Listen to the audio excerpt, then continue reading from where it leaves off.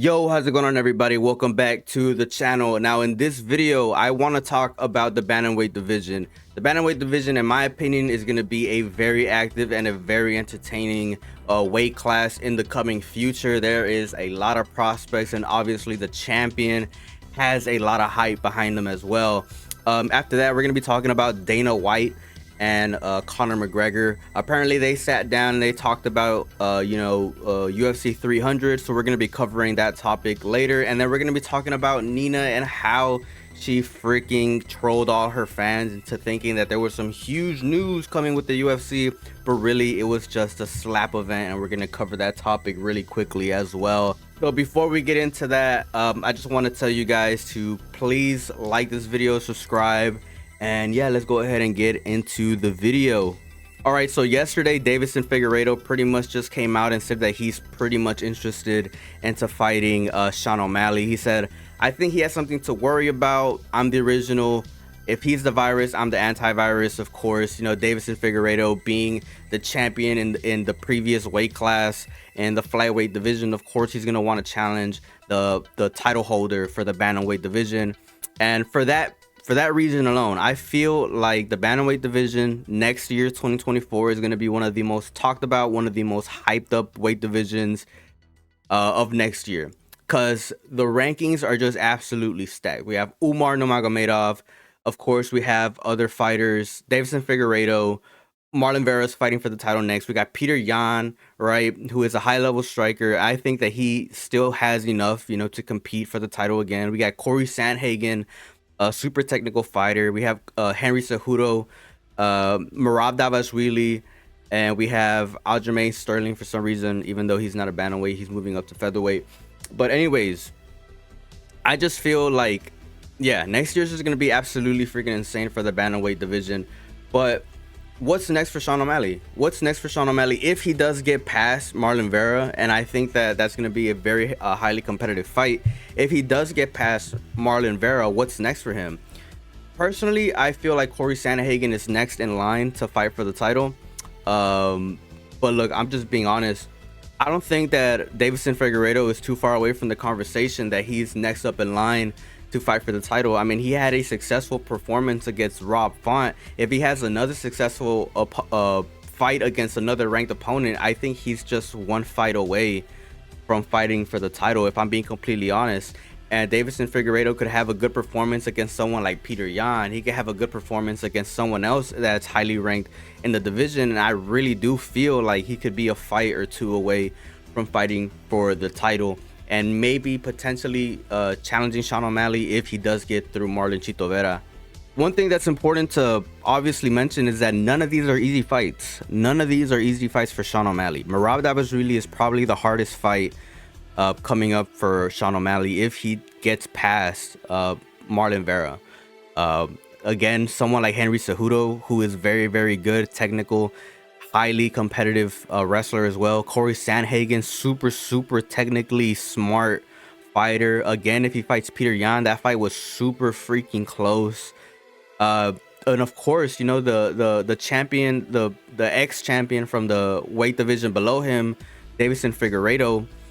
And that's not an easy fight either, right? He's really good. And let's not freaking mention Umar Nurmagomedov, right? The guy who's been training with Khabib this entire time, and he's just surrounded by champions. Like, none of these are easy fights. That's why I'm saying the bantamweight division is going to be one of the most technical, one of the most highly competitive, most entertaining weight classes in the coming years. No doubt about it, man. But I want to hear what you guys have to say down in the comment section below. Do you guys agree with me that Deiveson Figueiredo is maybe a fight or two away from challenging for the title? Let me know your thoughts down in the comment section below. All right, ladies and gentlemen, and this just happened today, this morning. Conor McGregor is taunting Michael Chandler as their fight remains in limbo, right? Because apparently there's no way that Conor McGregor and the UFC are able to come into terms about, you know, getting this fight really set up. But yeah, Michael Chandler has this to say about Conor McGregor. Imagine saying the greatest comeback in combat sports history and then doing a whole jam of a documentary about it and then never coming back. McGregor forgotten. And then Conor McGregor trolls Michael Chandler was saying, Chandler Moicano, now there is a 300 main event. Obviously, Conor McGregor is trolling Michael Chandler here. And then Michael Chandler had to say this. He said, I heard at the meeting in Abu Dhabi or Dubai tonight, hopefully Dana White can convince Conor McGregor to be a man of his word. But we all make claims. We came back up at times. It's human nature. I don't fault him for it, obviously testing Conor's manhood. But it is what it is.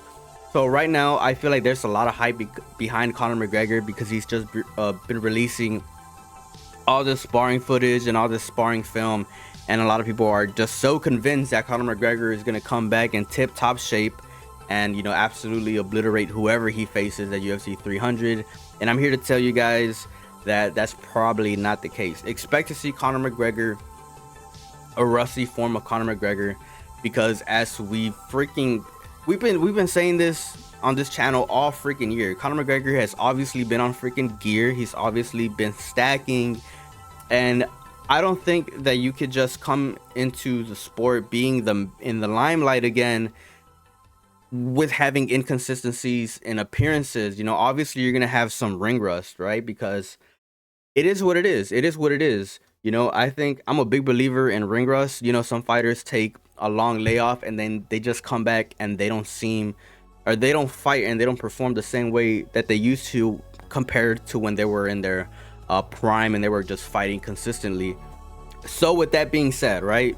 I know that it's a lot to buy into, right? Because first of all, there's people out there that are gonna disagree with me and say that, oh, it's Conor McGregor, he's one of the greatest fighters of all time, he's gonna come prepared.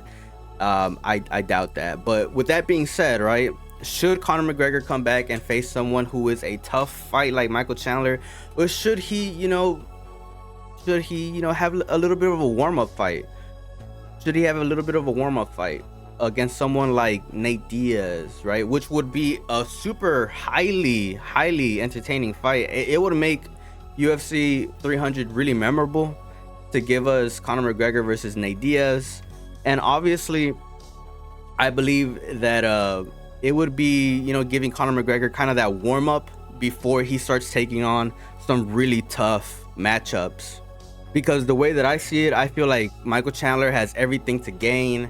Really, he has nothing to lose. Right now, it's Conor McGregor who's pretty much putting it all on the line. Do you really want to have a fight like that coming back after almost 2 years, right? Or is it over 2 years? Something like that, right? A huge long layoff and have a freaking highly anticipated matchup against a very tough opponent and potentially lose? Or would you rather have a warm-up fight against someone who is, let's just say, I mean, let's just call it for what it is, man. Nate Diaz versus Conor McGregor is an easier matchup for Conor, definitely, right? But I believe that would wear off a lot of the ring rust. And like I said, it's going to give Conor McGregor an opportunity, you know, to kind of dust off the dust, you know, and, you know, prepare him for that tougher matchup, which could potentially be Michael Chandler. I think that's the smart decision.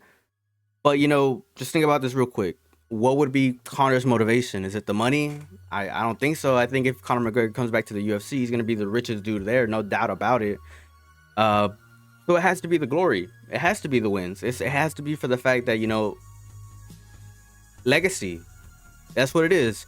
So if it's legacy that Conor McGregor is chasing, in my opinion, he should take the easier fight at UFC 300, give himself the opportunity to dust off all that rust, you know, have a good performance, build up some confidence, you know, and then go on and face someone like Michael Chandler. I feel like that would be the smart decision. But we'll see. Let me know what you guys think down in the comment section below. Would you guys rather Conor McGregor fight someone like Michael Chandler, which is the more dangerous fight, or would you guys rather see Conor McGregor versus Nate Diaz, the trilogy fight, which would be super memorable to the fans? It would give Conor an opportunity to dust off that ring rust and prepare him for the next fight mentally and, you know, with confidence. Let me know your thoughts down in the comment section below. But first, obviously, we have to see if Conor McGregor does get an agreement with the UFC, and hopefully, you know, he is ready to come back by UFC 300. Anyways, all right, so the last thing that I want to talk about is the clickbait that Marie Danielle had earlier this week, and everybody's getting on her ass for it. So apparently, She was supposed to release some exciting fighting news, but it really just ended up being some power slap promotion, and everybody was pretty much disappointed because yeah. But anyways, I think that the sentiment behind, or the reaction, right, from the community behind this whole power slap is very telling, that power slap most likely is going to be one of the worst investments that Dana White has ever put money in, because nobody cares for the sport. Dana White only invested into the sport because of the numbers that it gave on TikTok, but nobody cares for it. Nobody watches this, right? Even the people that are supposed to like it, which is the MMA community, they don't freaking care for it. They don't care for it. Now Dana White has some of his favorite influencers out there promoting the sport, and the sentiment is pretty obvious. People could care fucking less about power slap. And that's crazy, because I do like some of the things that the UFC are doing, like the whole fight pass with the grappling stuff. I thought was pretty cool, because they have people like Gordon Ryan coming in. They got the George St. Pierre's of the world, like, you know, that are potentially gonna have matches against like Nick Diaz, who aren't, you know, in their prime for doing MMA, but they can still compete, and people would probably still tune in to watch that. But instead they're putting money into power slap. Yeah.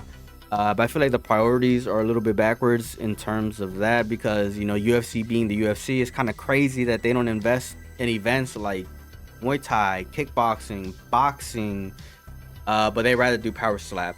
And the people that are supposed to like it, like the MMA community, could care less about it. It might be a combination of different things, if I'm just being completely honest, because I really do feel like some of these influencers are being pushed by the UFC, and it kind of does feel like they're industry plants, and that's not, they don't mesh well with the community, and the community lets them know. And yeah, I don't know. I don't know how deep these influencers are gonna get into this whole MMA space. But yeah, it's not looking good. It's not meshing well, and the community isn't accepting them. And this whole marketing thing that they had for Power Slap, it was just a complete freaking mess. And look, you guys could read the quotes right here. That's one way to make everyone hate you. Nina's the worst thing to happen in MMA in recent years. Baiting like this is poor. I hope they paid you good to ruin your own birthday like this. God, you're annoying. LOL. This is lame. So like I said, like this kind of whole industry plant, influencer, UFC, MMA thing, it's not looking good, if I'm being honest. But yeah, I want to know what you guys are thinking down in the comment section below. How do you guys feel about Power Slap? How do you guys feel about Power Slap? Do you guys even freaking watch it?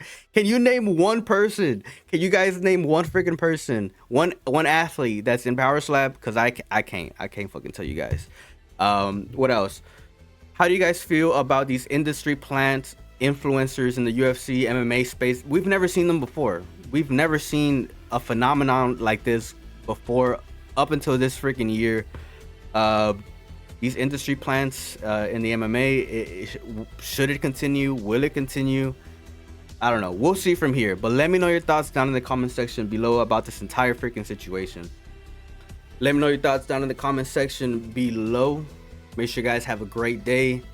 Make sure you guys freaking bob, weave, roll the punches of life. Have a great one. I will see you guys in the next video. Peace out.